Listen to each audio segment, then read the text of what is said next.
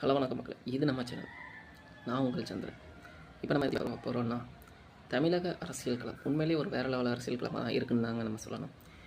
ஏன்னா இளைஞர்கள் மக்கள் அனைவரும் உற்று நோக்கிற அளவுக்கு ஒரு பெரிய ஒரு அரசியல் களமாக மாறி இருக்குது. அதுவும் நமது தளபதி விஜய் அவர்கள் முதல்வராக பதவியேற்ற பிறகு மக்கள் மத்தியில் அரசியல் சிந்தனை, அரசியல் புரிதல்கள் அதிக அளவில் ஏற்பட்டிருக்குன்னு தான் சொல்லணுங்க. ஒரு காலத்தில் பார்த்திங்க அப்படின்னு சொன்னால் மக்கள் டிவி முன்னே உட்காந்தாலே நாடகம், சீரியல், சினிமா இது போன்ற ஒரு விஷயம்தான் பார்த்துக்கிட்டு இருப்பாங்க.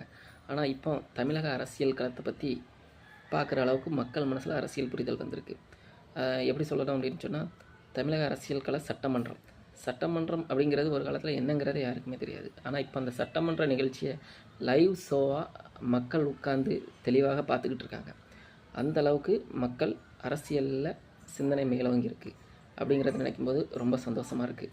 போக தமிழக அரசியல் களத்தில் தமிழக முதலமைச்சர் விஜய் அவர்கள் நேற்று யாருமே எதிர்பார்க்காத ஒரு அளவுக்கு தேர்தல் அறிக்கையிலேயே இடம்பெறாத ஒரு திட்டத்தை செயல்படுத்தியிருக்காரு. அதாவது பெண்களுக்கு பாதுகாப்பு, மதுக்கடைகள் 727 மதுக்கடைகளை மூடுவதற்கு நேற்று உத்தரவிட்டுள்ளார். இது எங்கெல்லாம் அப்படின்னு பார்த்தீங்க அப்படின்னு சொன்னால், பள்ளிகள், கல்லூரிகள், பொது இடங்கள், வழிபாட்டு தலங்கள் அருகில் உள்ள 727 மதுக்கடைகளை மூடுவதற்கு உத்தரவிட்டுள்ளார். இது இன்னும் 2 வார காலத்துக்குள் கட்டாயம் மூட வேண்டும் என்று சொல்லியிருக்கிறார். இது பெண்களிடையே பெரிய தன்னம்பிக்கையும் ஒரு மகிழ்ச்சியும் தந்துள்ளது என்பதை தெரிகிறது.